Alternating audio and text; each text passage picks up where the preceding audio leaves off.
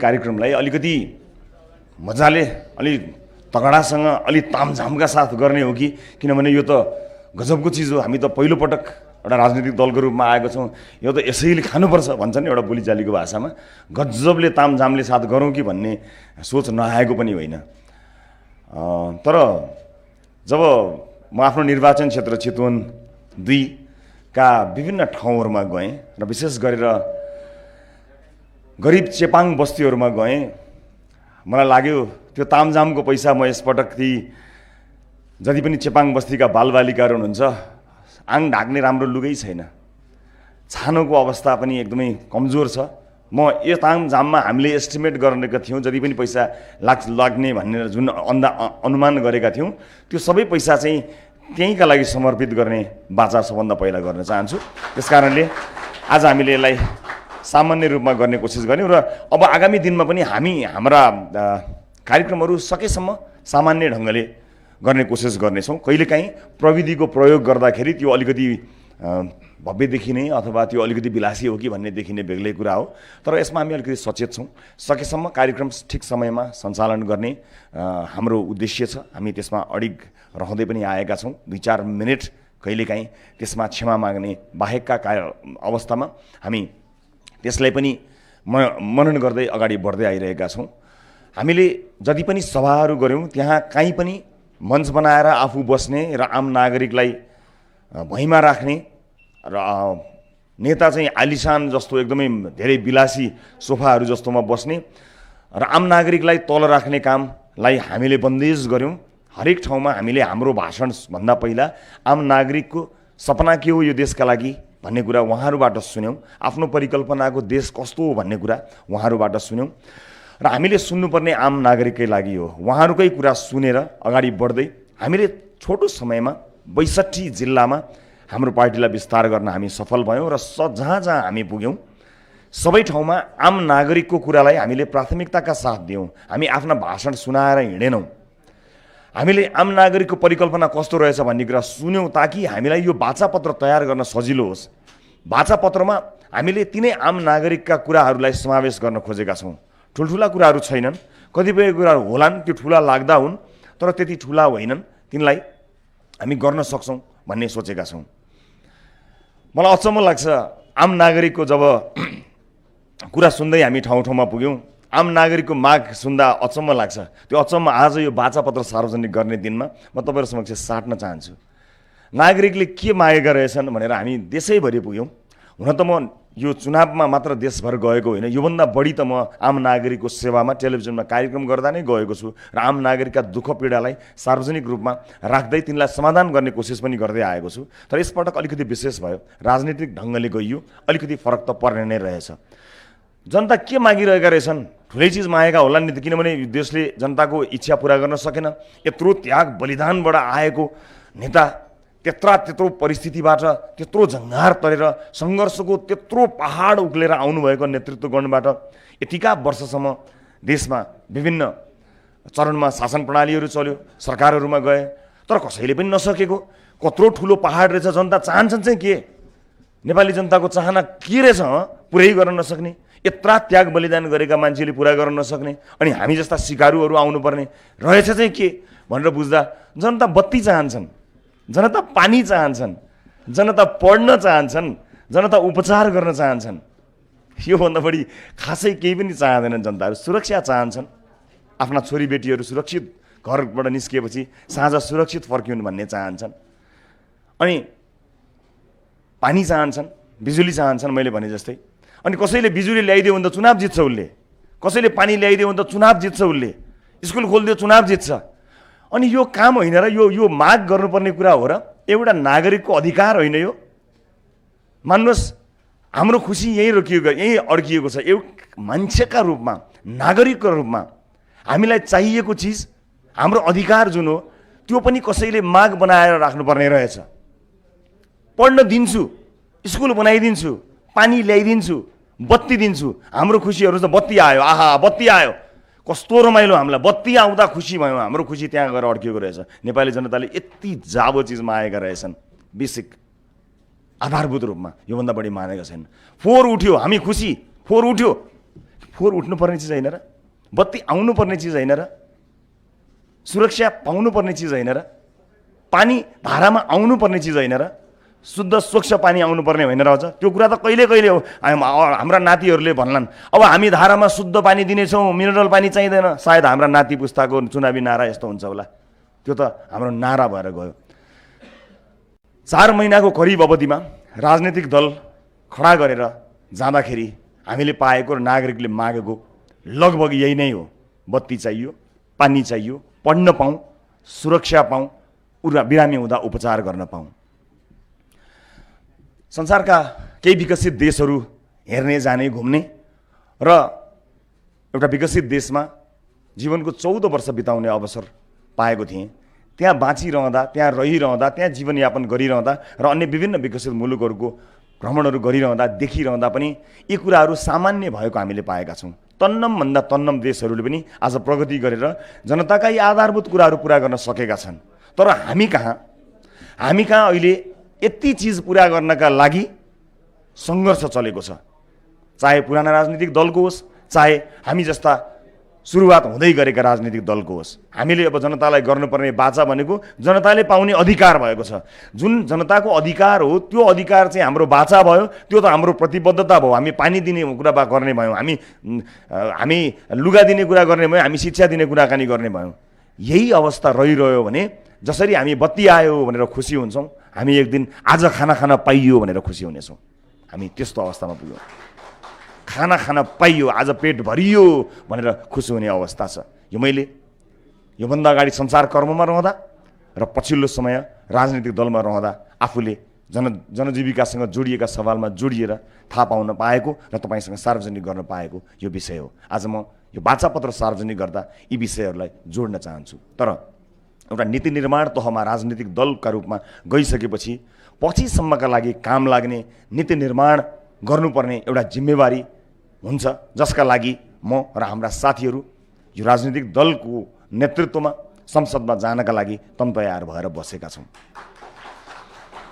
उपस्थित महानुभावहरू, म त सक्दैनको शिकार भएको मान्छे हुँ। अहिले पनि यो देशमा जुन किसिमको अवस्था छ त्यो अवस्था सृजना भइरहेको कुरा सञ्चारकर्मी हुँदा बारम्बार त्यस विषयमा बोलेको हुँ, कुराकानी गरेको हुँ। तर अचम्म के लाग्छ भने हाम्रो देशमा 101 विद्वानहरूको कमी छैन, विश्लेषकहरूको कमी छैन, जानेका मान्छेहरूको कमी छैन, सञ्चारकर्मीका कलमहरू तिखाभन्दा तिखा छन्, सबै चिज छन्। तर यो व्यथिति कसैले रोक्नै नसक्ने गजबको व्यथिति रहेछ। कसैलाई थाहा नभएको कुरा होइन, कसैबाट लुकेको कुरा छैन। तपाईँ कार्यपालिका हेर्नुहोस्, व्यवस्थापिका हेर्नुहोस्, न्यायालय हेर्नुहोस् र मिडिया पनि हेर्नुहोस्। सञ्चारकर्मीका रूपमा म यति भन्नै पर्ने हुन्छ, मलाई अलिकति निर्मम हुने सुविधा पनि दिनु होला। राज्यका यी 4 खम्बाहरू कुन चाहिँ सही ढङ्गमा उभिएका छन्, कसले सही ढङ्गमा काम गरेको छ, मलाई एउटा ठाउँ देखाइदिनुहोस्। कसले सही काम गरेको छ, कुन सही ढङ्गले चलेको छ, कसलाई थाहा छैन। यतिका क्यामेरा छन्, यो क्यामेराका पछाडि कयौँ मान्छेहरूको दिमाग छ। सबैलाई साक्षी राखेर यो व्यथिति चलिरहने। यतिका जानेका विश्लेषकहरू छन्, देश विदेश संसार ब्रह्माण्ड खाएका मान्छेहरूलाई साक्षी राखेर व्यथितिको सिलसिला चलिरहने। आज कुनै पनि सङ्घ संस्थामा मान्छेहरू कसरी भर्ना हुन्छन् सबलाई थाहा छ। आज प्रहरी प्रशासनमा फुली कसरी बढ्छ सबलाई थाहा छ। ड्युटी गर्नुभन्दा, नागरिकको ड्युटी गर्नुभन्दा शीर्ष नेताहरूको ड्युटी गर्दाखेरि बढी फाइदा हुने भएपछि राष्ट्र सेवकहरूको मनोबल कहाँ गिरेको छ सबलाई थाहा छ। कर्मचारी तन्त्रभित्रको अवस्था सबलाई थाहा छ। संसारको कुन देशमा एउटा नेसनल आइडी बनाउनको लागि नागरिकले चिसो रातमा कठ्याङ्ग्रिएर रातभरि त्यो अफिस बाहिर सुत्नुपर्छ? कुन देशमा हुन्छ यस्तो? सबलाई थाहा छ। तर हामी त खतरा कलम चलाउँछौँ नि त। हाम्रो त क्यामेरा तिखो छ, हाम्रो माइक्रोफोनले त छोड्दैन, घोचिहाल्छ। तर यहाँ किन घोच्दैन? न्यायालयमा खडा अगाडि राखेर मेन्यु राख्न मात्र बाँकी छ, कुन केसको कति पैसा भनेर। खडे न्याय बिक्री भएको छ। खडे छैनन् विश्लेषकहरू, छैनन् विद्वानहरू, छैनन् खबरदारी गर्नेहरू। हामी सबै भुत्ते भयौँ। हामी सक्दैनौँ केही पनि गर्न, सबलाई थाहा छ। आज कुनै पनि संस्थामा जिएम डिजी, महानिर्देशक जेसुकै भन्नुहोस्, यी पदहरूमा के हुन्छ, कहाँ गएर बिक्री हुन्छ, यसको रेट कार्ड छ, सबलाई थाहा छ। सबलाई, यहाँ भएका सबलाई थाहा छ, कोही अनभिज्ञ छैन, सबलाई थाहा छ, कोही बोल्दैन।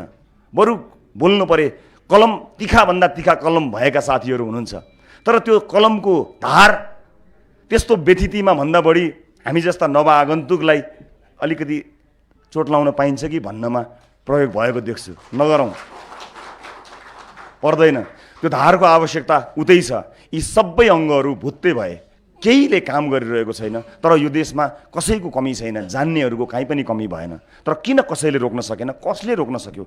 हरेक खरिद प्रक्रियामा घुसखोरी हुन्छ, हरेक एक कुरामा घुसखोरी हुन्छ, कसैले रोक्न सक्दैन। यहाँ मरेका मान्छेको नाममा समेत पैसा खाएका छन्, कसैले रोक्न सक्दैन। सबलाई थाहा हुने, कसैले रोक्न नसक्ने हो चाहिँ के त? यो भएको चाहिँ के त? तर थाहा छैन यो कसले रोक्ने हो, कसरी रोक्ने हो। भएका राजनीतिक दलहरूले परिवर्तनका लागि ठुलो योगदान दिएका छन्। त्यो योगदानको सम्मान गर्ने क्रममा समृद्धिको सपना पनि उहाँहरूको काँधमा हामीले हालिदिएर कहीँ ठुलो एउटा भारी त उहाँहरूलाई बिसाएनौँ हामीले। मलाई लाग्छ त्यो भारी अलिकति ठुलो भयो होला। बस हाम्रो पुस्ता त्यो भारीको बोझ अलिकति भए पनि साट्न चाहन्छ, बाँड्न चाहन्छ। हामी त्यो भारी अलिकति बोक्छौँ। धन्यवाद। आज यसरी निर्वाध रूपमा छाती पिटेर बोल्न सक्ने स्वतन्त्रताका लागि तपाईँहरू लड्नुभयो, सलाम छ अघिल्लो पुस्ताका सम्पूर्ण राजनीतिक जीवहरूलाई, सम्पूर्ण राजनीतिक दलहरूलाई। तितापिरा कुराहरू गरियो होला सञ्चारकर्मीका रूपमा, एउटा खबरदारी गर्ने जिम्मेवारी रहँदा र स्थायी प्रतिपक्षको रूपमा काम गरिरहँदा तितामिठा कुरा गरियो होला। तर उहाँहरूको योगदानको नजरअन्दाज मेरो पुस्ताले कहिले गरेको पनि छैन, गर्दा पनि गर्दैन। ससम्मान हामीले जहिले पनि धन्यवाद दिन्छौँ। तर विषयहरूमा हामी कहिलेकाहीँ कुराकानी गर्छौँ, आलोचना गर्छौँ, जुन स्वाभाविक पनि हो। तर आज राजनीतिक दलभित्र जुन परिपाटी चलेको छ, त्यो परिपाटीले के राजनीतिक दलहरूले सक्षम, असल, यो मुलुकका लागि काम लाग्ने उम्मेदवार जनताका माझमा पठाउन सक्ने अवस्था छ त? हरेक राजनीतिक दलभित्र एउटा वितृष्णा छ। त्यहाँ भएका योग्य त्यस्ता मान्छेहरू त्यो राजनीतिक दलप्रति वितृष्णा जागेर कयौँले विद्रोह गरेका छन्, कयौँ चुपचाप सहन बाध्य भएर बसेका छन्। तर मुलुकमा आज गणतन्त्र आइसक्दा पनि हाम्रा प्रमुख राजनीतिक दलहरूभित्र भने राणा शासन नै चलिरहेको छ। किनभने अहिले पनि त्यहाँ टिके प्रथा नै चल्छ। अब तपाईँले जनतालाई खुसी पार्नु परेन, जनताको सेवा गर्नै परेन। जनताको सेवा गर्नुभयो, जनतालाई खुसी पार्नुभयो, आम मतदातामा जानुभयो भने तपाईँले के पाउनुहुन्छ र? तर तपाईँ शीर्ष नेतृत्वको चाकडी गर्नुहोस्, शीर्ष नेतृत्वको नजिक बस्नुहोस्, उहाँको सामिप्यमा बस्नुहोस्, उहाँहरूलाई कुनै पनि ढङ्गले प्रभावित पार्नुहोस् त। टिकट तपाईँको हातमा हो, तपाईँले लानुहुन्छ टिकट, तपाईँ उठ्नुहुन्छ र तपाईँ उठ्न गइसकेपछि सदस्यहरू बनाइएर सक्रिय सदस्य भन्नुहोला अथवा कार्यकर्ता साथीहरू भन्नुहोला, उहाँहरू सबै तयार हुनुहुन्छ तपाईँले जसलाई पठाइदिए पनि हुन्छ, तयार हुनुहुन्छ भोट हाल्नको लागि। यो निरन्तर चलि नै रहने सिलसिलालाई हामीले कुनै न कुनै बिन्दुमा गएर रोकिनुपर्छ भनेर हामी राजनीतिक दलसहित आएका हौँ। हामीलाई गर्न सक्ने मान्छे कोही भइदिए देखाइदिनुहोस्, यो हुल म त्यहीँ लगेर मिसाउँछु। म यो पार्टीको आज सभापति हुँ। म आज यहाँ उभिएर भाषापत्र सार्वजनिक गर्दा म तपाईँलाई भन्छु, यो हुल आज जत्रो बनाउन सकेका छौँ हामी त्यहीँ लगेर लैजान्छौँ। जसले यो सबै व्यथितिको जिम्मा लिन्छौँ, हामी ठिक गर्छौँ। राज्यका पदहरू बेच्न नदिने काम हाम्रो हो। म यो समाजको वरिष्ठ पत्रकार हुँ। मेरो कलममा यति ताकत छ कि कसैले पनि राज्यको पद बेच्न सक्दैन भनेर कोही पत्रकार साथी आउनुहोस्। एउटा विश्लेषक आउनु पर्यो, यस्तो विश्लेषक आउनु पर्यो कि उहाँको विश्लेषणले पद बेच्ने मान्छेको हात गोडा काम्नु पर्यो नि। ओहो, मैले यो लेखेँ भने त, मैले यस्तो काम गरेँ भने त, यो अनैतिक काम गर्यो भने त फलानो विश्लेषकले भोलि यति लामो आर्टिकल लेख्छ, त्यो आर्टिकल जनताले पढ्छन् र म त बर्बाद हुन्छु, मेरो पार्टी सिद्धिन्छ, मेरो राजनीतिक करियर सिद्धिन्छ भन्ने डर भएको। त्यस्तो डराउन सक्ने कोही मान्छे छ र? छैन। कसैलाई कसैको डर छैन। खुलेआम भएको छ, हर चिज खुलेआम, इट्स ओपन एभ्रिवेयर। मलाई कहीँ पनि लैजानुहोस्, कहीँ पनि यो खुलेआम भएको छ। कसै न कसैले नेतृत्व त लिनुपर्छ होला। म यो देशको सिङ्गो नेतृत्व लिन सक्ने क्षमता भएको मान्छे हुँ होइन, परको कुरा हो। को हो त्यहाँ जान सक्नको लागि तयार छु भनेर त बारम्बार भनेकै हुँ। तर कसै न कसैले नेतृत्व लिनुपर्छ। एउटा बिन्दुमा आइसकेपछि कसै न कसैको नेतृत्वलाई हामीले मान्नै पर्ने हुन्छ, कि त जान्नुपर्छ कि त मान्नुपर्ने हुन्छ। त्यो मान्छे को हो, हामीले कति वर्ष खोजिरहने, कि यो खोजी गरिरहँदा अब अर्को 5 वर्ष जब निर्वाचन मुखमा आएको छ कि हामी यसैको एक्सटेन्सन, अहिले जे छ त्यसैको एक्सटेन्सन चाहने हो र हामीले? आज राजनीतिक दलहरू सानो साइजमा आइसके। आम नागरिकहरूले र आफ्नै कयौँ राजनीतिक दलका साथीहरूले पनि ती दलहरूलाई व्यथिति भयो, लोकतान्त्रिक विधि भएन भनेर छोडिसक्दा पनि बरु चुनाव अगाडि गठबन्धन गरेर एउटा अर्कोसँग मिलेको छ, अर्को अर्कोसँग मिलेर चुनाव गरेर जसरी पनि जित्ने एउटा प्रपञ्च चलेको छ। चुनाव कसले जित्ने, कसरी जित्ने, एउटा उम्मेदवारले चुनाव जितेर पुग्छ, देशले जित्नु परेन, जनताले जित्नु परेन? हरेक पटक चुनाव हुँदाखेरि उम्मेदवारले जित्यो, तर नेपाली जनताले कहिल्यै पनि जितेनन्, कहिल्यै पनि जितेनन्। जितेको भए एउटा पानी खान्छु पानी दे भनेर बस्दैन थिए, बिजुली बाल्दे भनेर बस्दैन थिए, स्कुलमा छानो हाल्दे भनेर पाठ्यपुस्तक दे भनेर बस्दैन थिए। जितेनन्, व्यक्तिले जित्यो, तर देशले, जनताले जित्नै सकेनन्, हामीले जिताउनै सकेनौँ। त्यस अर्थमा अब भ्रष्टाचारको कुरा गरौँ अलिकति। यो देशको सबैभन्दा ठुलो समस्या भ्रष्टाचार हो भन्ने कुरा स्वयं राजनीतिक दलका नेताहरूलाई थाहा छ। उहाँहरूले स्वयं भन्नुभएको छ। हो, यो कुरा अलग हो कि यो कुरा उहाँहरू प्रतिपक्षमा बस्दा भन्नुहुन्छ? यो कुरा अलग हो कि उहाँ प्रतिपक्षमा हुँदा भन्नुहुन्छ यो देशको सबभन्दा ठुलो कुरा भ्रष्टाचार हो, भ्रष्टाचार मौलायो भन्नुहुन्छ? तर सबलाई थाहा छ, यो देशको बच्चालाई थाहा छ कि यो देशको प्रमुख समस्या भनेको भ्रष्टाचार हो। भ्रष्टाचार कसले गरेको छ? तपाईँले र मैले गरेको छु, तपाईँले गर्नुभएको छ कि यो देशको गरिब किसान मजदुर ज्यालादारी गरेर पसल थापेर 2 छाक कमाएर बेलुका लगेर छोराछोरीलाई खुवाउने मान्छेले भ्रष्टाचार गरेको यो देशमा? उसले हो? कसले? खेतमा काम गर्दै गरेको किसानले, एउटा ठेला ठेल्दै गरेको मजदुरले, फ्याक्ट्रीमा काम गर्दै गरेको मजदुरले, कि कलिला आफ्ना छोराछोरी र आफ्ना भगवान जस्ता बाआमालाई यहाँ छोडेर अरबमा पसिना बगाएको नेपालीले बिगारेको हो? उसले खाएको, उसले गरेको भ्रष्टाचार? कसले गरेको? कसै न कसैले गर्यो। अनि त्यो मान्छे कहाँ छ? यहीँ छ? सम्भवतः ठुला राजनीतिक दलहरूको संरक्षण छ, अथवा ठुला राजनीतिक दलभित्रै छ। तिनै नीतिहरूले गर्दा भएको होइन। तर आज एउटा दलको नेताले यदि भ्रष्टाचार गरेको हो भने अर्को दलको नेता प्रतिपक्ष भएर जनताको पक्षमा उभिन्छ र राज्यको ढुकुटी दोहन भएको हेर्न नसकेर उसले प्रतिपक्षको भूमिका निर्वाह गर्छ र त्यसको विरोधमा ऊ बोल्छ, संसदमा बोल्छ, सडकमा बोल्छ, सबैतिर बोल्छ। अब कसले बोल्ने? 5 वटा कि 6 वटा दलको गठबन्धन भनेर सरकार बनेको छ। ती मध्ये कोही एउटा भ्रष्ट रहेछन् भने त्यो गठबन्धन दलभित्रको एउटा नेताले उहाँ भ्रष्टाचारी हो भनेर चुइक्क घरमा यसो काने खुसी श्रीमतीसँग पनि गर्न सक्छ। किनकि त्यो गर्ने बित्तिकै कि ऊ चुनाव हार्छ, कि ऊ पद जान्छ, कि उसको भोलि सरकार भए सरकार ढल्छ। अब यो देशको भ्रष्टाचारको पर्दाफास कसले गर्ने? खोइ प्रतिपक्ष। कसले गर्छ यसको समाधान? कसैले कसैको बारेमा बोल्दैन। र संसद भनेको प्रतिपक्षको हो।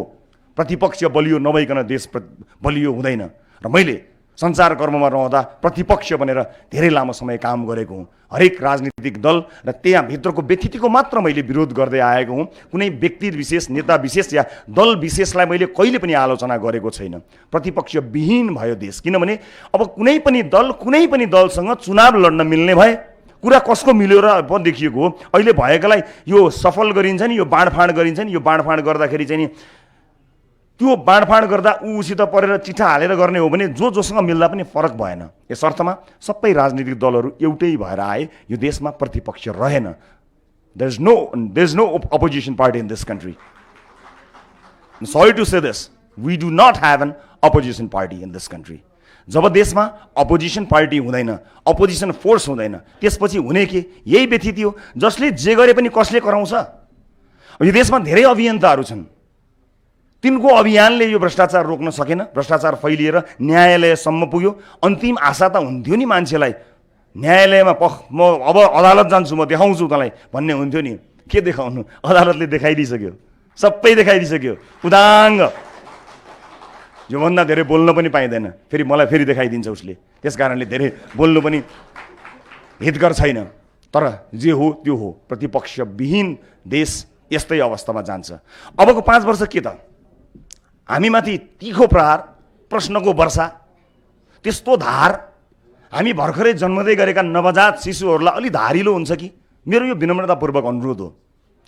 ठिक छ, हामी हिँड्दैछौँ, अगाडि बढ्दैछौँ, आफूलाई लोकतान्त्रिक बनाउने कोसिस हामी गरि नै रहेका छौँ। तर त्यही धार त्यति नै ओझ्याएर, त्यति नै तीखो बनाएर अहिले भएका राजनीतिक दलहरूका व्यथितिमा चलाउन सकिएको भए यो व्यथिति हुँदैन थियो र आज हामी जस्ता मान्छेहरू टेलिभिजनको स्क्रिन छोडेर गाउँ गाउँ सहर सहर भित्री मधेस मधेस गाउँ जिल्ला ठाउँ ठाउँमा दौड्दै दौड्दै केही गरौँ भनेर दौड्नुपर्ने अवस्था आउने थिएन यदि हिजोका दिनमा हामीलाई चलाए जति मात्रै धार स्थापित राजनीतिक दलहरूलाई चलाइदिएको भए हाम्रा लागि गरिएको विश्लेषण जति मात्रै विश्लेषण गरिदिएको भए आज हामीले यो दुःख गर्नुपर्ने थिएन तर कसै न कसैले काहीँ न काहीँ कुनै न कुनै बिन्दुमा आएर नेतृत्व लिनै पर्ने हुन्छ त्यस्तो नेतृत्वदायी भूमिका लिनको लागि हामी यस अर्थमा तयार भयौँ कि आम नागरिकहरूसँग जोडिएर गरिएको सवालहरूमा आम नागरिकको साथ मिल्दै गयो र त्यो साथमा धेरै मानिसहरूलाई जोड्न सकिन्छ भनेर हामी राजनीतिक दलका रूपमा अगाडि बढ्यौँ र आज एउटा मान्छेले जितेर के हुन्छ भन्ने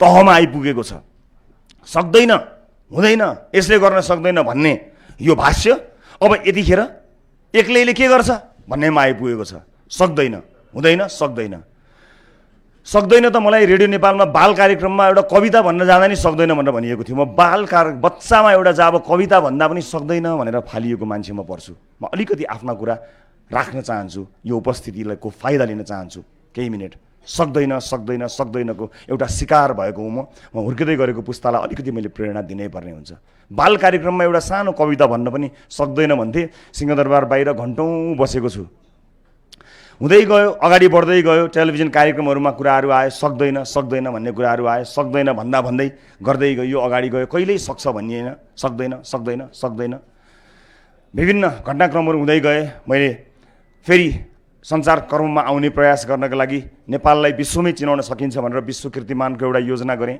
संसारकै सबभन्दा लामो टेलिभिजन टक सो सक्दैन सक्दैन सक्दैनको शिकार भइरहेँ त्यो सक्दैनलाई पनि पार गरेर सक्ने बनियो नेपालको नाम अहिले कसैले ब्रेक गर्यो होला तर विश्व कीर्तिमानमा दर्ज गरेर एउटा आफूलाई पनि गर्व र देशलाई पनि गर्व लागेको महसुस मैले गरेँ तर सक्दैन भन्नेहरूको एकदम कमी मलाई रहेन त्यसपछि त्यो केही पनि होइनमा परिणत त्यो सक्दैन अब त्यो केही पनि होइन त्यो गरेर केही हुँदैनमा परिणत भयो त्यसपछि आम जनजीविकाको सवाललाई राष्ट्रिय मुद्दा बनाउनुपर्छ जबसम्म मिडियाको हेडलाइन चेन्ज हुँदैन तबसम्म हाम्रो लाइफ लाइन चेन्ज हुँदैन भन्ने विश्वास लिएर हेडलाइन परिवर्तन गर्ने क्रममा हामीले कार्यक्रम सुरु गर्यौँ जहाँ आम नागरिकका पीडाहरूलाई प्राथमिकताका साथ प्रस्तुत गर्यौँ यो देशमा फलानु नेताले यसो भन्नुभयो आज यसो गर्नुभयो यसरी यहाँ उद्घाटन गर्नुभयो र उसो गर्नुभयो उहाँ यहाँ पुग्नुभयो त्यहाँ पुग्नु भएको हेडलाइनको जगजगीमा हामीले आम नागरिकलाई 10,000 20,000 ठगेको विदेशमा अलपत्र पारेको किर्ते कागज गरेर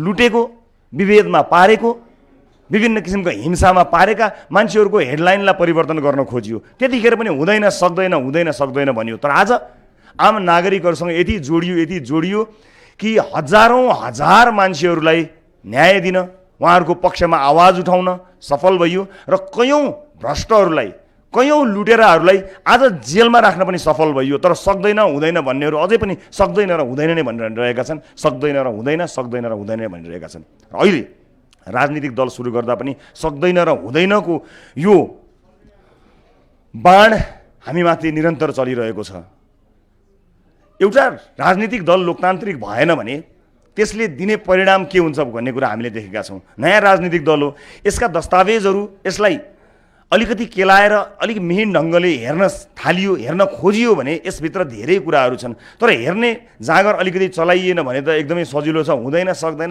केही हुँदैन अब एकै सिट ल्याएर के गर्ने हो र भन्न त कति पनि मिनेट लाग्दैन तर जुन ढङ्ग र जुन तयारीका साथ हामी आएका छौँ त्यसको लागि मेरो विनम्रतापूर्वक अनुरोध छ हाम्रा दस्तावेजहरू एकपटक हेरिदिनु होला हामीले देशमा राजनीतिक दलहरूमा भएका विकृतिहरूलाई सुधार्नको निमित्त त्यस्ता प्रावधान यो दलमा राखेका छौँ जसले यदि अरू दलले अनुसरण गरे पनि त्यसले एउटा राम्रो प्रभाव पार्न सक्छ जस्तो यदि कसैलाई चुनावमा टिकट चाहियो भने अहिले जाने पार्टी सभापति अथवा पार्टीका उच्च नेता अथवा पार्टीका अध्यक्षहरू कहाँ हो तर हामीले प्रारम्भिक निर्वाचनको सुरुवात गरेका छौँ प्रारम्भिक निर्वाचन गरिसकेपछि कसैले पनि कुनै पनि शीर्ष नेताको चाकडी गर्नु पर्दैन जनताको सेवा गरे पुग्छ आम कार्यकर्ता साथीहरू आम सदस्य साथीहरूले मत दिएर उम्मेदवार छान्ने हो कसैले पनि छान्न पाउँदैन सर्वसम्मत भए पनि हामी रिजेक्ट गर्नुहुन्छ भनेर सोच्छौँ यदि 2 जना हुनुभयो 3 जना हुनुभयो भने चुनाव गर्छौँ चुनावबाट छानिन्छ त्यही नै हो विधि सानो उदाहरण दिन चाहन्छु म सम्भवतः 2008 मा हुनुपर्दछ अमेरिकामा डेमोक्रेटिक पार्टीको तर्फबाट उम्मेदवारहरू देखिए एकजना हिलरी क्लिन्टन जो आफैमा एकदमै पावरफुल लेडी फर्स्ट लेडी भइसक्नुभयो कि र पार्टीभित्र ठुलो त्यो त्यस पार्टीभित्र डेमोक्रेटिक पार्टीभित्र ठुलो चाहिँ एउटा शक्ति भएको, राष्ट्रिय अन्तर्राष्ट्रिय क्षेत्रमा ख्याति कमाएको एउटा त्यस्तो प्रतिष्ठित सबैले चिनेको नेता एउटा उम्मेदवार र त्यसै पार्टीभित्र एउटा यङ भर्खरैको अफ्रिकन अमेरिकन कम्युनिटीलाई रिप्रेजेन्ट गर्ने एकजना लयर बराक ओबामा, दुईजना भए।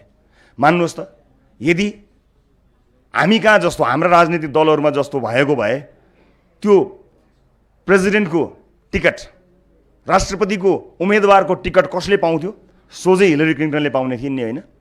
तर त्यहाँ प्रारम्भिक निर्वाचन भन्ने प्रणाली थियो, प्राइमेरी भन्ने सिस्टम थियो र दुवैजना उठे र त्यस पार्टीका सचेत कार्यकर्ताहरूले त्यति पावरफुल, त्यति एक्सपोजर पाएको, राष्ट्रिय अन्तर्राष्ट्रिय रूपमा ख्याति पाएकी र फर्स्ट लेडी समेत भइसकेकी हिलरी क्लिन्टनलाई हराएर बराक ओबामा भन्ने नयाँ पुस्ताको भर्खरैको यङ लयरलाई उम्मेदवार बनाएर पठाएर 2 कार्यकाल उनी त्यो देशका राष्ट्रपति भयो। त्यो कसरी सम्भव भयो? त्यस्तो प्रणाली हाम्रो पार्टीभित्र हामीले राखेका छौँ, तर त्यो हेर्नको लागि त अलिकति हामीलाई अन्यायपूर्ण हुन्छ नि, हेरिदिएन भने। त्यस्तै अन्य विविध कुरा हामीले कुनै पनि हाम्रो पार्टीभित्र कुनै पनि भातृ सङ्गठन राखेका छैनौँ। आज यो देशको भातृ सङ्गठन भनेको त्यो भातृ सङ्गठनमा मैले यति योगदान दिएको थिएँ नि भनेर त्यो भोलि बजाएर विभिन्न पद खानका लागि बनेको छ कि छैन, हामीले देखेका छैनौँ। र आज दुःख लाग्छ, प्रदेश सरकार र प्रदेश सरकारका मन्त्रीहरूमा पार्टीका दोस्रो तेस्रो चौथो लेयरका नेताहरू व्यवस्थापन गर्ने काम मात्र भएको छ, काम केही पनि गरिरहेको छैन। हामीलाई यसमा रिजर्भेसन छ, हामीले यसमा प्रश्न खडा गरेका छौँ। आज जति पनि त्यो लायबिलिटी त पार्टीको, आफ्ना कार्यकर्तालाई जागिर दिनु, काम दिनु, त्यो लायबिलिटी, त्यो जिम्मेवारी त पार्टीको हो नि। तर त्यो पार्टीको जिम्मेवारी कसको भएर आयो? स्टेटको, राज्यको जिम्मेवारी बन्न आएको छ। आज त्यो राज्यले पाल्नु परेको छ। क्षमतावान मान्छेहरू गएका छैनन्। आज राजदूतमा कस्ता मान्छे गएका छन्, विभिन्न सङ्घ संस्था कसले हाँकिरहेका छन्। जुन दल आउने बित्तिकै गुटुङ टुङ टुङ टुङ टुङ मान्छेहरू फालिन्छन्, अर्को सरकार बन्छ, फेरि त्यसै गरी गुटुङ टुङ टुङ आउँछन्। तिनले के काम गरे, तिनको कामको अपडेट कसले लिने, कहाँ पुग्यो, त्यसपछिकाले के गर्ने, तिनको योग्यता के, तिन केही पनि मतलब छैन। मेरिटोक्रेसी भन्ने चिजको धजिया उडेको छ, धजिया उडेको छ। यस अर्थमा हामीले परिवारवाद राखेका छौँ, न हामीले कार्यकर्ता नै पार्टीभित्र राखेका छौँ, न भातृ सङ्गठन राखेका छौँ, ताकि चुस्त मान्छेहरू, जानेका मान्छेहरू, क्षमतावान मान्छेहरू प्रतिस्पर्धा गरेर आउन सकुन् न। यो होइन कि पार्टीलाई योगदान दिएका मान्छेहरू होइन, यो देशलाई योगदान दिएका योग्य सक्षम मान्छेहरू आउन सक्नु भनेर त्यस्तो प्रावधान हामीले पार्टीभित्र राखेका छौँ। यस्ता थुप्रै कुराहरू छन् जसलाई तपाईँहरूले हेर्न अलिकति समय दिइदिनु भयो भने हाम्रो लागि न्यायोचित हुन्छ। म यति मात्र भन्न चाहिरहेको छु। र आज हामीले प्रस्तुत गर्ने वाचापत्रका विषयमा पनि हामीले पछिसम्मको सोच बनाएर वाचापत्र तयार गरेका छौँ। त्यो वाचापत्र निर्जीव अक्षरहरूको दस्तावेज होइन, त्यसलाई सजीव बनाउनको निमित्त हामीले काम गर्नुपर्ने हुन्छ। हामी त्यसका लागि प्रतिबद्ध छौँ। यो वाचापत्रमा हाम्रा उम्मेदवारहरू जाँदा ती वाचापत्रमा चाहनुहुन्छ भने मतदाताज्यूहरूले हस्ताक्षर लिन सक्नुहुनेछ, ल्याप्चे लगाएर कागज गराएर राख्न सक्नुहुनेछ। त्यसबाट विमुख हुन पाइँदैन। जनतालाई बोलेको कुरा पुरा नगर्ने हो भने यस्तो बोली फेरि बोलिरहनुको अर्थ हुँदैन। जनता निराश भएर बसेका छन्। अहिले हामी चुनावी मैदानमा गइरहँदाखेरि हाम्रो थाप्लोमा, यो कलिलो थाप्लोमा यति ठुलो प्रश्नहरू आइदिन्छन् कि तपाईँहरू पनि फेरि चुनावपछि हराउने त हो नि। यस्तो त कतिले भने, हामीसँग नयाँ बाचै छैन। We don't have anything new, केही छैन नयाँ, सबै त भनिसक्यो, भन्न बाँकी नै केही छैन, सब भनिएको छ। यो त उसले पनि भन्यो, हेर्नुहोस् 15 वर्ष अगाडि भनेको जस्ताको तस्तै छ भनिएको छ।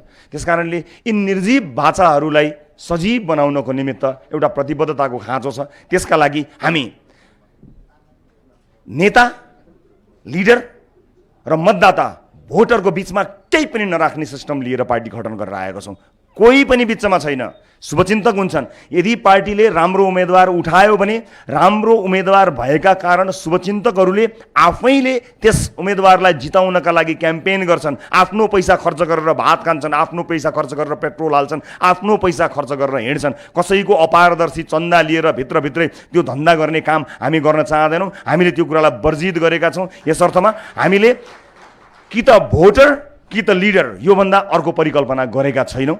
त्यस अवधारणामा टेकेर हामीले वाचापत्र तयार गरेका छौँ। र उपस्थित महानुभावहरू, अब त्यो वाचापत्रमा यदि ती वाचाहरू पुरा गर्न सकिएन भने हामीले के गर्ने भन्ने गहन विषय छ। घर घरमा जब हामी जान्छौँ, घर दैलोमा, तपाईँलाई हामीले गरेका वाचाहरू पुरा नगरेको खण्डमा के सजाय दिन मन छ, त्यसको ड्राफ्ट तयार गरेर राख्नु होला। तपाईँले तयार पार्नुभएको ड्राफ्टमा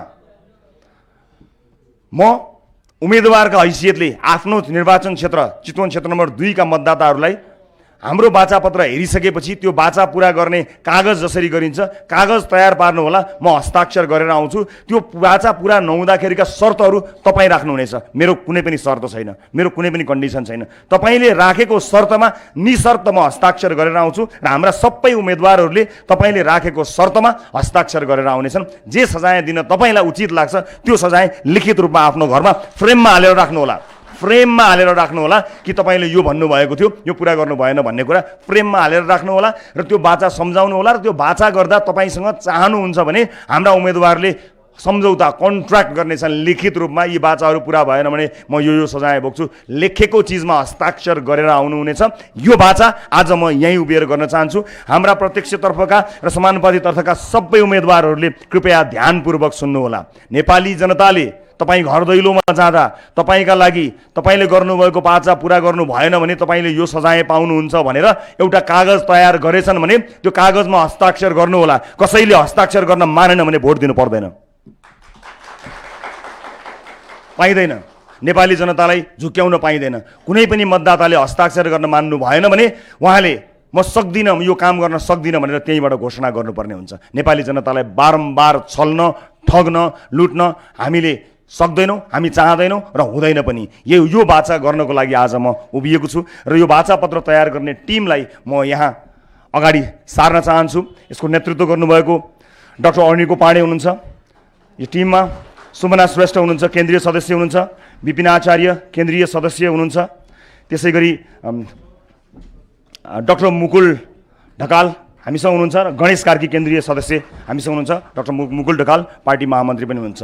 यो टिमले अब हामीले कस्तो बाचा तयार पारेका छौँ त्यो बाचाका बारेमा तपाईँहरूलाई जानकारी गराउनुहुनेछ र ती बाचाहरूमा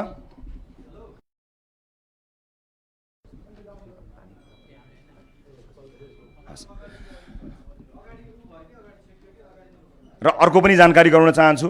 हामीले यो बाचा पत्रलाई कागजहरू खर्च नगरौँ, रुख जोगाउँ भन्ने हेतुले वातावरणलाई अलिकति ध्यानमा राखेर थोरै सानो भए पनि योगदान दिन सकिन्छ कि र डिजिटल डेमोक्रेसीको अभ्यास गरेको यो पार्टी भएको हुनाले सानो केही योगदान दिन सकिन्छ कि भनेर हामीले कागजमा छापेर होइन स्क्यान गर्ने गरी तयार पारेका छौँ। म बाचापत्रलाई सार्वजनिक गर्ने अनुमति चाहन्छु। म यो बाचापत्र सार्वजनिक गर्नेछु र बाचापत्रलाई विस्तृत रूपमा डाक्टर अर्निको पाण्डे सहितको टोलीले यसका बुँदाहरूबारे तपाईँलाई जानकारी गराउनेछ। म राष्ट्रिय स्वतन्त्र पार्टीको बाचापत्र सार्वजनिक गर्न गइरहेको छु।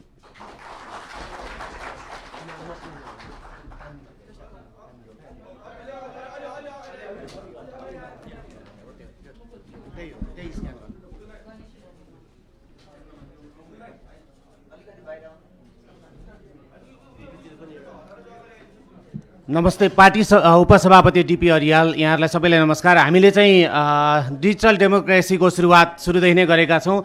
मितव्ययिता पर्यावरणलाई चाहिँ ध्यानमा राखेर हामीले छपाई गरेर हाम्रो बाचापत्र वितरण गरेका छैनौँ।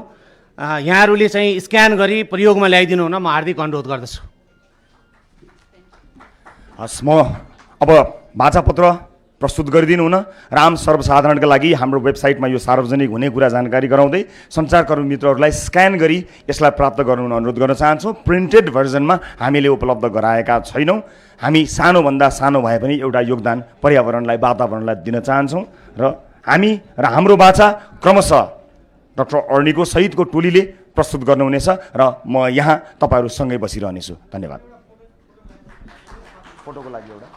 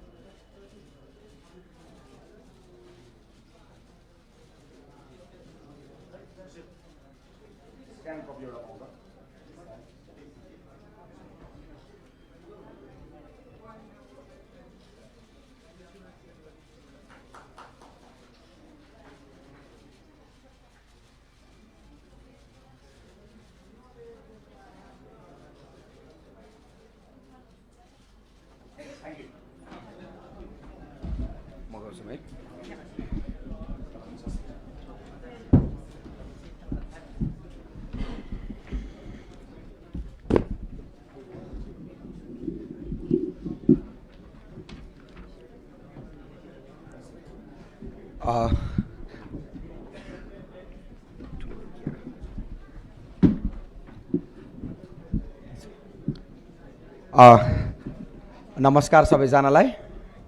म मुकुल ढकाल। म अहिले राष्ट्रिय स्वतन्त्र पार्टीको महामन्त्रीको रूपमा रहेको छु। मैले एमबीबीएस चिकित्सा शास्त्रमा स्नातक गरेको छु भने स्वास्थ्य सेवा व्यवस्थापनमा स्नातकोत्तर मास्टर्ससम्म पढेको छु। मैले काठमाडौँको ग्यालेक्सी पब्लिक स्कुलबाट मैले आफ्नो स्कुलिङ गरेको हो र यो स्कुलिङ मैले मेरो विद्यालय शिक्षा एसएलसी दिँदैसम्म र म अहिले काठमाडौँबाट म हुर्केको मान्छे, म विराटनगरमा जन्मेको र म हुर्केको मेरो पुस्ताको मान्छे सबै मेरा साथीहरू विदेशमा हुनुहुन्छ र विदेशमा भएको मेरो साथीहरू र मेरो आफ्नै दादा पनि विदेशमा होइसिन्छ र सबैजनाले भन्ने कुरा, मेरो साथीहरू जति पनि विदेशमा छन् सबैजनाले के कुरा गर्नुहुन्छ भने नेपाल र विदेशमा के फरक छ त भन्दा, विदेशमा अमेरिका होस् या कुनै अर्को देश होस्, ती देशहरू हरियो बल्दाखेरि हिँड्छ, रातो बल्दा रोकिन्छ, तर नेपालमा त्यस्तो हुँदैन। खालि एउटा कुरा, यो कुरा फरक छ। यही कुराले गर्दाखेरि सबैजनाले भन्छ यो देशमा सिस्टम छैन। त्यो सिस्टम भनेको यो देशमा एउटा थिति छैन र त्यही थिति नभएकै कारणले मेरो भेट रवि लामिछानेसँग 4 वर्ष अगाडि राजकोटमा अस्पताल बनाउँदाखेरि भयो र त्यो अस्पताल बनाउने क्रममा हामीले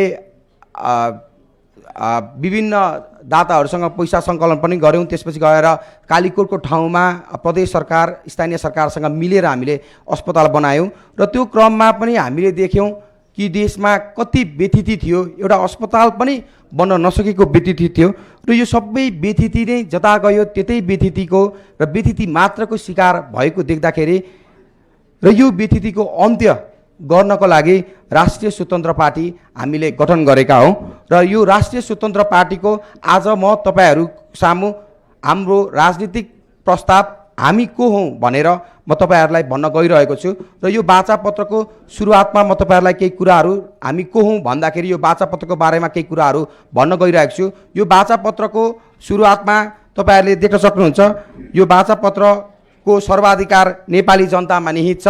हामी राष्ट्रिय स्वतन्त्र पार्टीको विज्ञको टोलीले, राष्ट्रिय स्वतन्त्र पार्टीको केन्द्रीय समितिको टोलीले यो हामीले बनाए पनि यसको सर्वाधिकार हामीले नेपाली जनतालाई दिएका छौँ र यस वाचापत्रको कुनै पनि अंश वा पुरै वाचाहरू कुनै पनि नेपाली दल वा सरकारद्वारा पुनरुत्पादन, कार्यान्वयन तथा कपी गरेको पाइएमा राष्ट्रिय स्वतन्त्र पार्टीद्वारा सधन्यवाद, स्याबास भनिनेछ।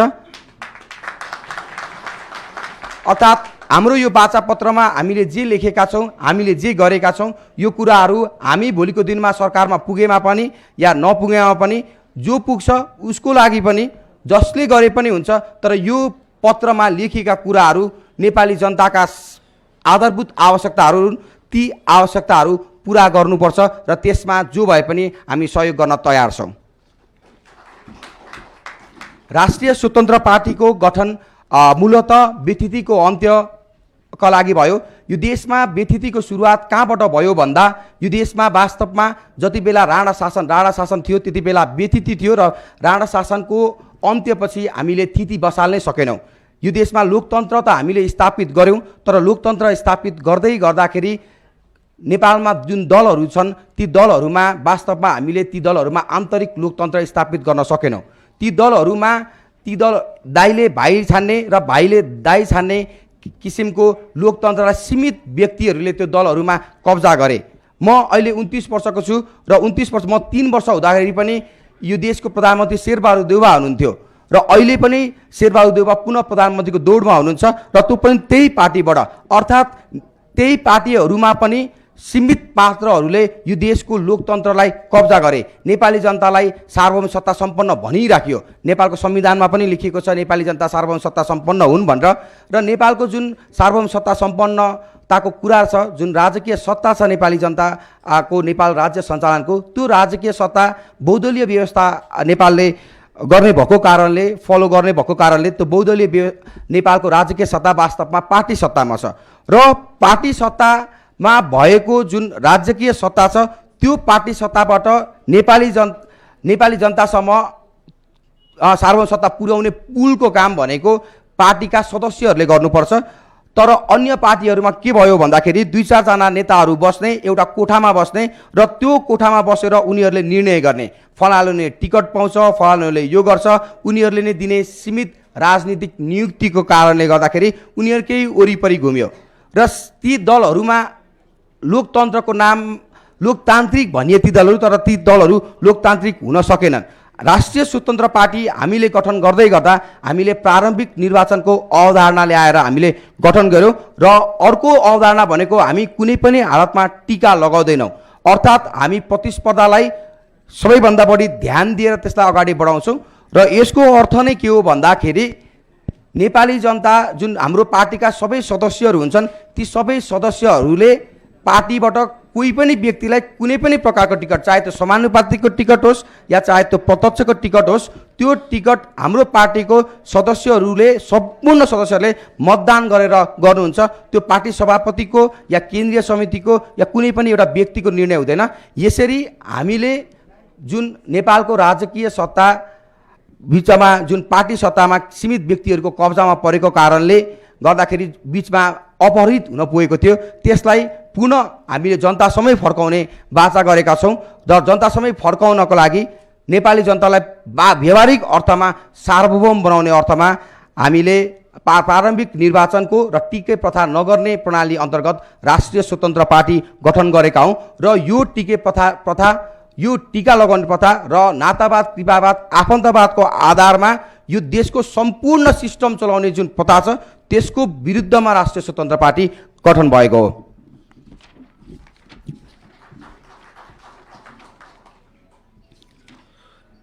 राष्ट्रिय स्वतन्त्र पार्टीको स्वतन्त्र भन्ने शब्द बेला बेलामा विवादमा पनि आएको हो र यो स्वतन्त्र भन्ने शब्दले के जनाउँछ त भन्ने कुराहरू हामीले बुझ्नुपर्छ। वास्तवमा कुनै पनि वादको आधारमा हामी कुनै पनि वादभन्दा यो देशलाई सबैभन्दा माथि पार्ने राख्ने व्यक्तिहरू हामी स्वतन्त्र व्यक्तिको रूपमा हामी कहलिएका हौँ र नेपालमा 70 वर्षदेखि कुन वाद नेपालले अँगाल्ने भनेर हेर्दाखेरि नेपालले पछिल्लो पटक 2072 सालको संविधानमा पनि 2072 सालको संविधानमा पनि नेपालमा सर्वसम्मतिमा संविधान बनाउने गर्दाखेरि त्यसमा संघीयता सम्बन्धीमा केही विवादहरू थिए, त्यसमा विविध पक्षमा केही विवादहरू थिए, तर एउटा कुरा, एउटा वादमा कुनै पनि प्रकारको विवाद थिएन, त्यो समाजवाद र मूलतः नेपालको संविधानले समाजवादलाई सर्वसम्मतिबाट स्वीकार गरिसकेको कारणले गर्दाखेरि एउटा स्वतन्त्र नागरिकको हैसियतमा हामी सम्पूर्ण नेपालीहरू समाजवादी हौँ भन्ने हाम्रो ठम्याइ हो र राष्ट्रिय स्वतन्त्र पार्टीको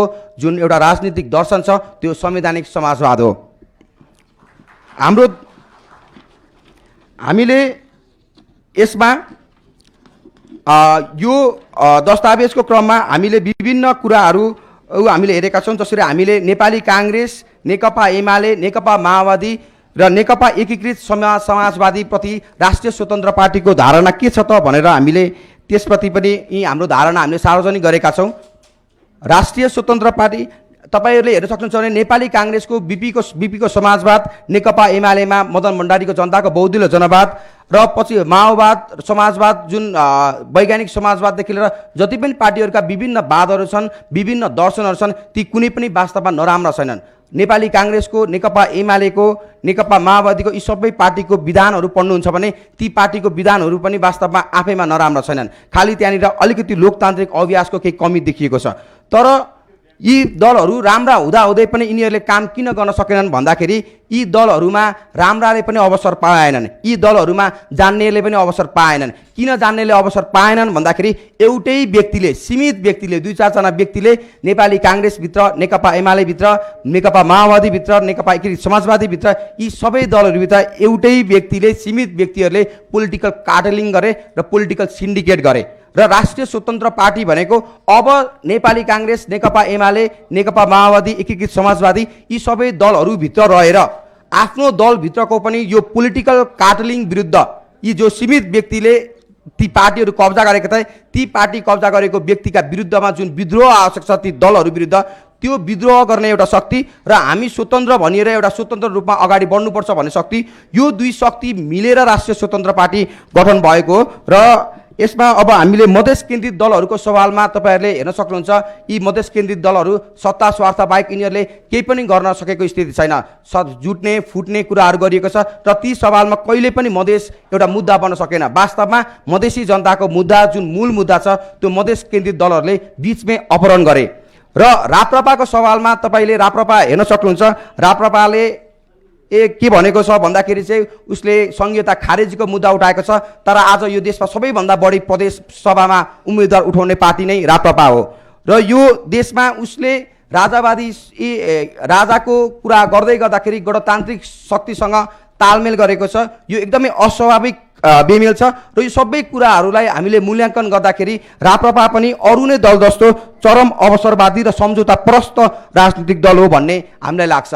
गैरदलीय स्वतन्त्रताको हकमा जो गैरदलीय स्वतन्त्र व्यक्तिहरू हुनुहुन्छ ती गैरदलीय स्वतन्त्र व्यक्तिहरू अधिकांश व्यक्तिहरू हामीसँग जोडिसक्नु भएको छ र कोही कोही हाम्रा कुराहरू बुझ्न नसकेर जोडिन बाँकी हुनुहुन्छ र तर भोलिका दिनमा अन्तिम एउटा वैकल्पिक शक्तिको रूपमा स्थापित हुने एउटा सङ्कल्पसहितको शक्तिको रूपमा स्थापित हुने भनेको राष्ट्रिय स्वतन्त्र पार्टी मात्र भएको कारणले गर्दाखेरि ती सम्पूर्ण गैरदलीय स्वतन्त्र व्यक्तिहरू जो हुनुहुन्छ उहाँहरू हामीसँग मिल्नुहुन्छ भन्ने हामी ढुक्क छौँ।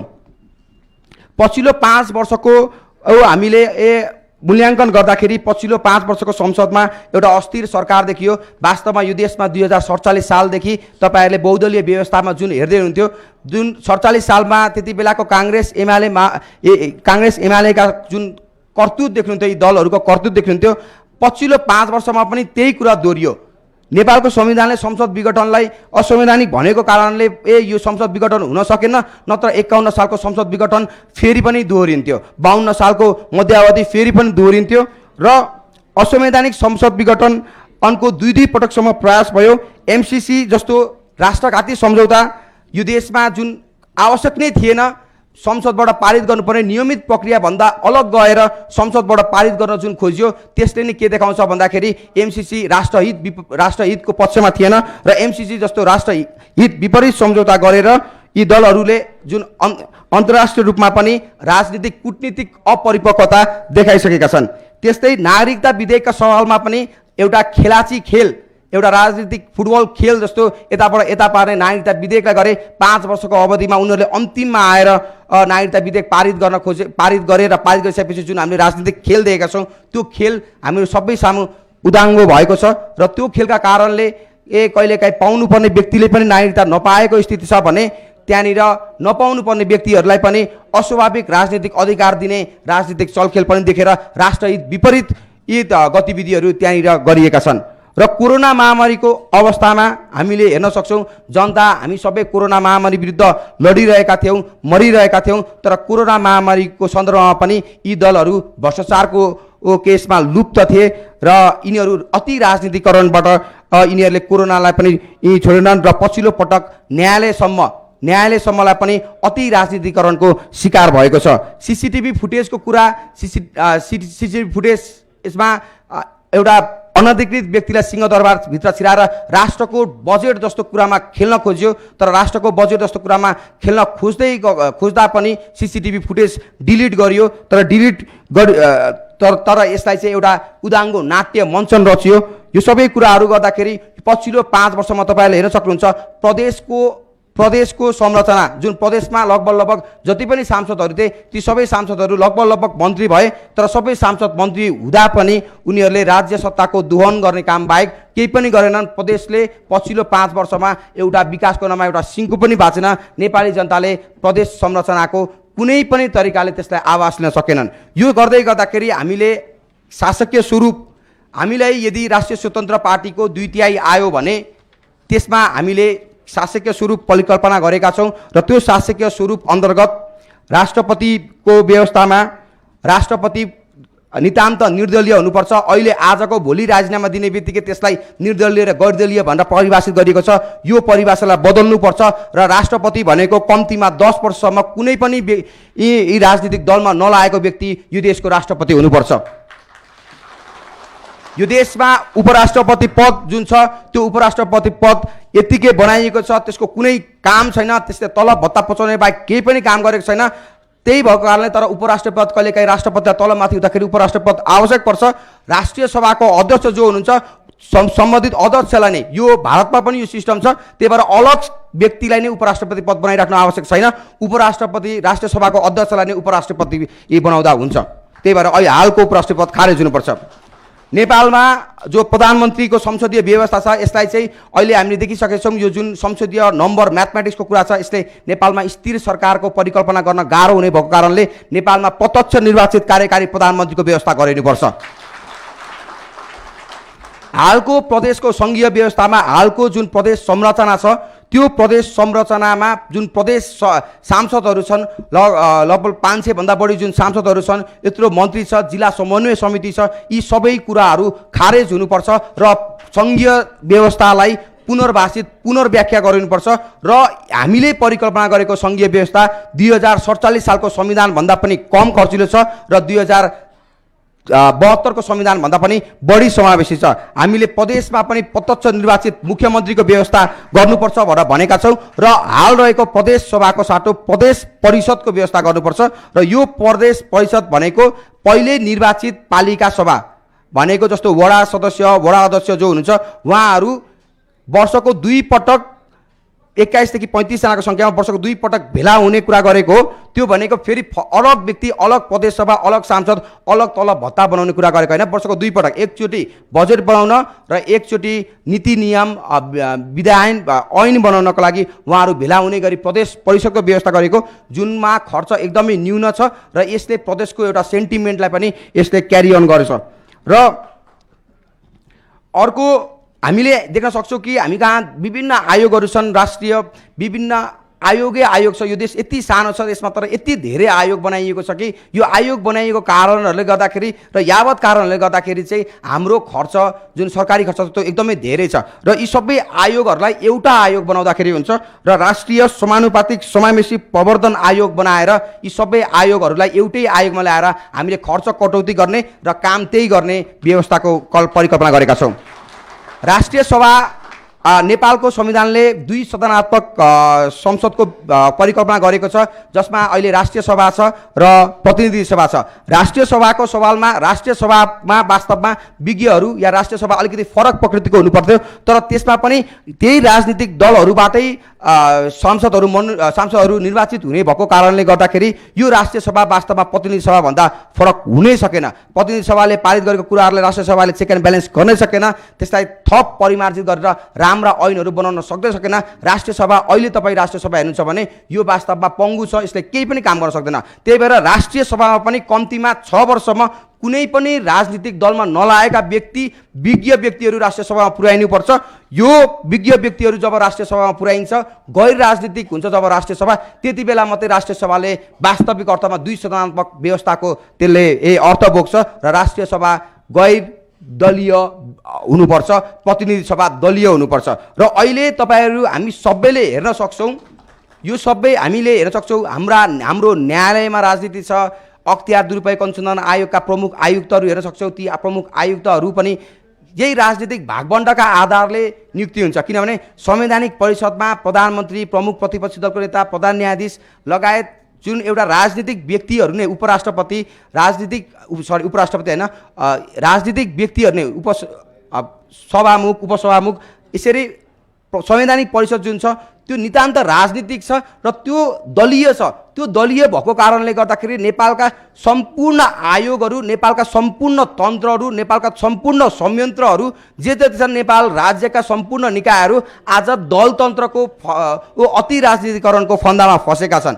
त्यही भएको कारणले हाल रहेको संवैधानिक परिषदको व्यवस्थालाई खारेज गर्नुपर्छ र दलहरूलाई न्यायालयमाथि अख्तियारमाथिको नियन्त्रणबाट यिनीहरूको यी न्यायालय अख्तियारहरू दलहरूको नियन्त्रणबाट मुक्त हुनुपर्छ।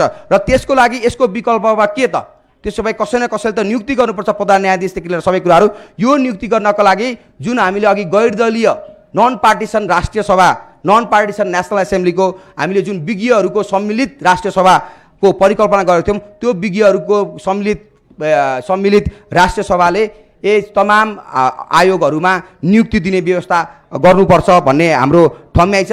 यसो गर्नाले जुन दलतन्त्र, एउटा दलमा लागेर जुन नेपालमा बहुदलीय व्यवस्थाको नाममा अति राजनीतिकरण जुन भएको छ र वास्तवमा लोकतन्त्रको नाममा लोकतन्त्रको जुन चिरहरण भएको छ यसलाई रोक्नको लागि हामीले अति राजनीतिकरणको अवस्थाबाट मुक्ति दिलाउनको लागि हामीले यो व्यवस्था गर्नुपर्छ जस्तो लाग्छ। र अन्त्यमा जाँदा जाँदै राष्ट्रिय स्वतन्त्र पार्टीको संवैधानिक समाजवादको भनेको के हो भन्ने अर्थ म बुझाएर म यहाँबाट हाम्रो टिमको अरू मेम्बरले त्यसपछि थप व्याख्या गर्नको लागि म माइक हस्तान्तरण गर्छु। संवैधानिक समाजवादमा तपाईँहरूले हामी सबैले बुझ्न सक्छौँ मान्छेको शरीर भनेको एउटा भौतिक शरीर हुन्छ र अर्को चेतना हुन्छ। मान्छेको भौतिक शरीरलाई शान्ति सुरक्षा चाहिन्छ, स्वास्थ्य चाहिन्छ, त्यस्तै मान्छेको चेतना भनेको सूचनाको आधारमा हुन्छ र शिक्षाको आधारमा हुन्छ र राज्यको भूमिका भनेको मानिसको ज्यान जोगाउने कुरा हुन्छ, अर्थात् शिक्षा र स्वास्थ्य शान्ति सुरक्षा यावत जुन बेसिक घाँसबास कपास शिक्षा स्वास्थ्य र रोजगारीको कुराहरू छ यसमा राज्यले आफ्नो भूमिकालाई अहम बनाएर नागरिकको बाँच्न पाउने हकको ग्यारेन्टी गर्नुपर्छ र त्यो ग्यारेन्टी गर्नको लागि संविधानमा व्यवस्था छ र संविधानमा व्यवस्था भएको अनुसार भनेको हामी सबैले लोकतान्त्रिक प्रक्रियाबाट मत बदलेर अर्थात् नेपाली जनता आज मालिक छन्। हामी राष्ट्रिय स्वतन्त्र पार्टी यो सबै कुरा गर्नको लागि यो वाचापत्रमा हामी एउटा ब्लुप्रिन्ट लिएर आएका छौँ कसरी भनेर र यो ब्लुप्रिन्टको आधारमा हामीलाई मत दिनुहोस् भनेर हामी आएका छौँ र यसको आधारमा हामी भोलि संसदमा पुगेर हामी काम गर्छौँ भनेर एउटा संवैधानिक प्रक्रिया विधिको शासनको अर्थ हामीले गरेका छौँ र यही विधिको शासन मार्फत समाजवाद अर्थात् सम्पूर्ण नेपालीको बाँच्न पाउने हकलाई सुनिश्चित गर्छौँ भनेको छौँ। त्यही नै हो संवैधानिक समाजवाद। धन्यवाद।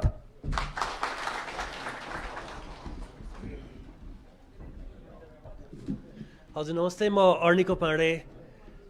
हामी यहाँ मञ्चमा थोरैजना उभिरहेका छौँ तर यो वाचापत्र तयारी पार्नेमा चाहिँ धेरैजनाको सहभागिता थियो। हाम्रो केन्द्रीय समितिको अधिकांश सदस्यदेखि लिएर हाम्रो प्रत्यक्ष र समानुपातिक उम्मेदवारहरू विज्ञ टोली नै त्यस्तै अब देशभरिका धेरै ठाउँबाट चाहिँ हामीलाई चाहिँ सुझावहरू आएका छन्। अब धनुषा जिल्ला समितिदेखि लिएर कर्णाली प्रदेशसम्म सबैजनाको विचारहरू समावेश पारेर त्यसलाई केलाउँदै हामीले चाहिँ तयार पारेको गृह कार्य यो जुन डकुमेन्ट पाउनु राष्ट्रिय निर्वाचन